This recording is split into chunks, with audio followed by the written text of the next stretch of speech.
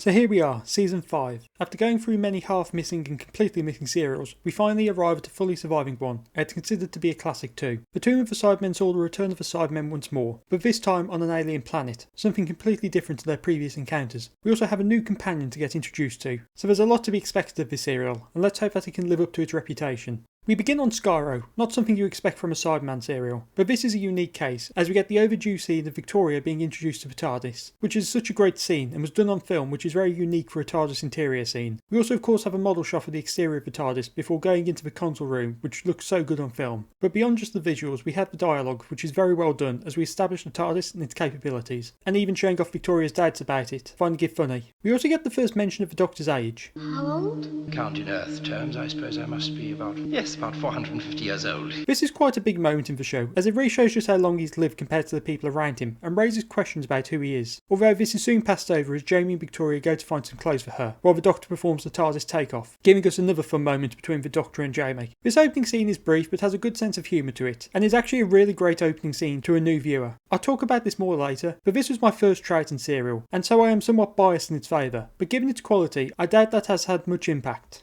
But I'll talk more about that after I've gone over the serial as a whole, as it plays into a few things. Moving along, we arrive on the planet Telos, where we meet an expedition who are searching the planet for the remains of the Cybermen, in particular hunting for their tomb. So the party consists of around half a dozen or so people, plus one who dies immediately. Notable members are Professor Parry, Viner, Eric Klieg, Captain and Toberman, plus the ship's crew, Captain Hopper and Callum. I'll talk about each one of them once they're in the tomb, as that's when they really start to show themselves off. So the expedition find the tomb, and when trying to get inside, a man is killed by electrocution. The TARDIS soon arrives, and the trio are blamed for the man's death, but are able to shift the blame away and offer to help after learning that the tomb belongs to the Cybermen. The Doctor removes the electric charge, and after a failed attempt to open it with the help of Jamie, Toberman opens the doors and they head inside. One final thing to note before entering the tomb is this well-known ad-lib moment by Troughton and Hines. Come on, let's go and join them. Now we're in the tomb, let's get to the characters. I'll start with Professor Parry, as he's the leader of the expedition. Now there isn't much to Parry. We don't know anything about why he became an archaeologist, but he is a relatively level-tempered and respectful man. He isn't too annoyed by the presence of a trio on the planet, and is well aware that neither party has a claim on the planet. He is quite willing to accept the Doctor's help and will defend him against others in his party which are more aggressive towards him. He is also one of very few characters to survive this serial. Viner is quite a cowardly character. He is very cautious about doing his work, only ever raising his voice when someone is in his direct way or is potentially damaging artefacts. But out of the main cast, he is the first to be killed, dying while trying to stop the Cybermen from awakening. Next we have Captain Hopper. He feels very one note, being in the mould of the traditional tough hero type, which does work for him. He is very protective of his ship and definitely doesn't like Viner, or at least doesn't want to put up with him. The most he does in the serial is saving everyone from the Cybermen's tomb during episode 3, but for the most part he's at his ship while it's undergoing repairs. He also has a habit of calling Victoria Vic, something she does not approve of. There's even less to say about Callum, as he is a member of Hopper's crew with no more story importance than that. He does shoot at the Cybermats after nearly becoming a victim of one, but that's about it. He does also call Victoria Vic from time to time. On the human villains, I'll begin with Eric Klieg. So Klieg is basically the leader of the human villains and is far less controlled of his annoyance at the presence of the trio than his other fellow evildoers, often sniping at the Doctor and trying to prove that he is more intelligent, with an obvious lack of success. Oh, I use my own special technique. Oh, really, Doctor? And may we know what that is? Keeping my eyes open and my mouth shut. We learn he is a member of the Brotherhood of Logicians, a group of humans with great intelligence who emphasise logic and need the Cybermen's power for their own ends. He along with Captain funded the expedition so that they could get to the Cybermen. This is why he so strongly disapproves of the Doctor's presence, as he will more than likely interfere with his plans. Klieg is a very intelligent man, but is not as smart as he thinks he is. While not having the greatest of backstories with very little explained, he is quite memorable for his dynamic with the Doctor, and that he just won't give in to the Cybermen even when they have no need of him, and will not listen to him. Now there is a point where he nearly gives in out of fear, but Captain persuades him otherwise, after reminding him of the gun the Cybermen were testing. He does ultimately meet his fate at the hands of the Cybermen, when one kills him while he's occupied with the Doctor. Captain is also an interesting villain, partly due to her being one of very few female villains of the era, and because she had a couple of interesting moments and a sort of dynamic with Victoria. I've always had the sense that she is more involved with the money side of the expedition, while Klieg is the science side, although that is my interpretation of her. She's definitely the secondary to Klieg in terms of her usage, but has several moments where she proves to be able to hold him back when he's annoyed, and as noted before, she was the one to point out the cybergun which allowed them to escape from the testing chamber. Now for a dynamic with Victoria, which is interesting, mostly for the reason that Victoria is a first-time companion, and so Captain's present works into her new view of the universe. There are a few scenes of note, mostly within the first half of the serial. The first of these is when the expedition is being split up into smaller groups, with Parry saying the women should stay behind. Obviously this is something neither of them are too happy about, and so form their own party with Viner. This is before they're antagonistic towards each other, and so there is a fun friendliness to them at this point. This all changes when they enter the Cyber Regenerator sector, and Captain tries to trap and kill Victoria in the revitalization unit. The next few scenes are while they're alone after the others have gone down to the Cybermen's tombs. Again we have a bit of sexism from Parry, but Victoria decides to stay when the Doctor asks her to keep an eye on Captain. This leads into their scenes together, where Victoria is cautious of Captain, while Captain is acting friendly so she can drug Victoria. While their dynamic is limited in terms of dialogue, I think the small amount we get from them when they're paired up is interesting. Like almost everyone else, Captain is killed, with her being shot by the Cyber Controller, although her death is somewhat unique as it actually moves the plot forwards, although we'll discuss that more in the next section. Now on to Toberman, who is interesting in both terms of the character and his depiction on screen. So Toberman is a man of few words, only having a handful of lines across the entire serial, with all of them being very short. I will admit that Toberman is one of my favourite characters in this serial. Apart from his imposing presence, his final few scenes feel quite powerful. He is the servant of Captain, and so is often following her or Klieg's orders, notably being the one to sabotage the rocket. A lot of his character is built around his strength, something he is clearly proud of, with him being brought to the planet due to his strength. On several occasions he does end up fighting against the Cybermen, with his first confrontation showing him being completely overpowered, and Roy Stewart's performance really sells his fear, with him later having a rematch once upgraded with cyber technology, which turns the tide in his favour. But before we can continue, here's where we have to discuss the racism around the character. This is to do with him being viewed as a servile black slave. Now I do understand where this comes from. He's a very simple character whose entire function is basically to serve others. Usually Kaftan, but by the end is serving the Doctor. So I'm not saying that this is an unfair understanding of what's on screen, but it's something which I don't see when watching the serial. This is partly due to me watching it many times when I was younger, which is the rose-tinted glasses effect, but also due to behind-the-scenes details. Originally Toberman was meant to be deaf and so had a hearing aid. This was meant to hint towards his later conversion, but this was cut by the time of the televised version. So what we potentially have is the character's deaf dialogue and characterisation, but without the hearing aid to show the deafness. Although even with this information, we have no idea how the script might have been altered after this removal, if it was at all. Plus we have the fact that they cast a black actor in the role, which must be noted,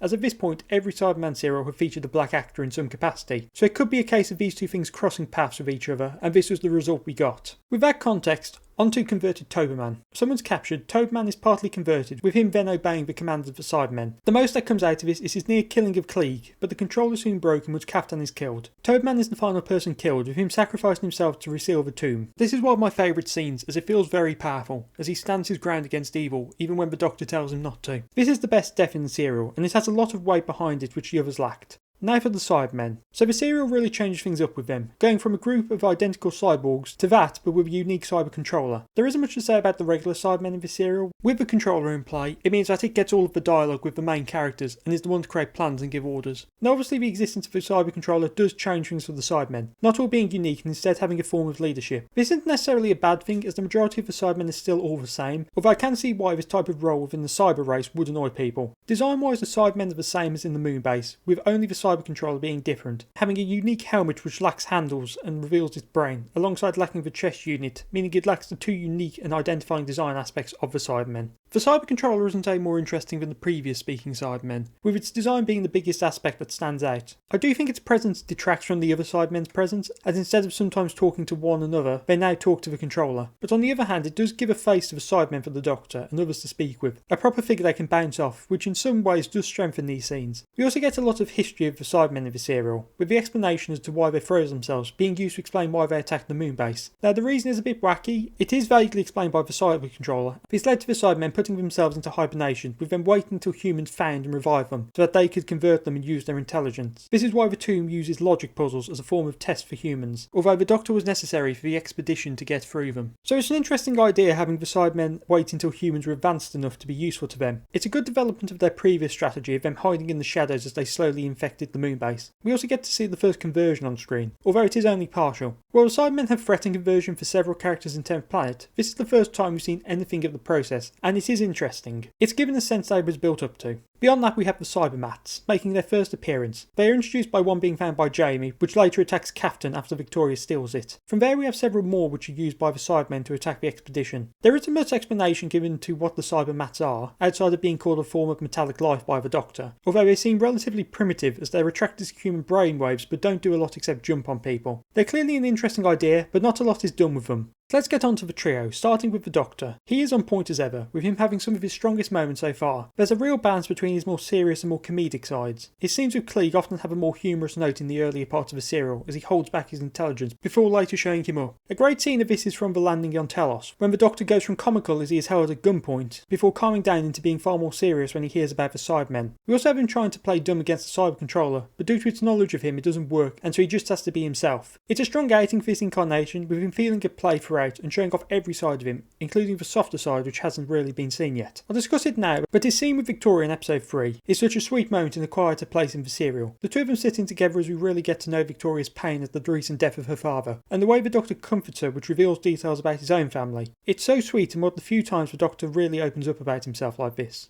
Now for Jamie, who is well used. While the previous season had Jamie as a bit of a spare part until the end, when they had to force some drama between him and the Doctor, this serial really gives a sense of them having been friends for a while, before meeting Victoria. We don't get much action from him, but he has plenty of moments of him bouncing off other characters. Obviously the Doctor, but there are others throughout. Finally we have Victoria. So there's a lot to unpack with her. Being her first adventure, it means we get most of her responses to her environment. Although of course, as she went to Skyro in the previous serial, it means there are some things which aren't to be expected from her. Notably her reaction to being on an alien planet. We do get her reaction to the TARDIS as detailed before, but we also get her fearful reactions to the multiple situations, which helps to define her character. Like with many of her predecessors, Victoria is a screamer, but unlike them, she is more of a fearful character rather than someone who just screams. When she's scared, Deborah Watling does a great job at selling her fear without screaming, giving a nervousness to her words. There are multiple scenes where she struggles to get her sentences out due to anxiety. While she's still a scared companion, she's quite different to the ones that came before her. She has plenty of moments of nervousness, but she still does things that are dangerous, like staying alone with Kaftan. We also get her kinder side, best shown when she stays on watch longer to let the Doctor sleep. This entire scene is the best of the serial. It's a very calm moment between these two when we really get to know Victoria. So she doesn't do a lot in the grand scheme of things, but she has potential going forwards to be a great companion.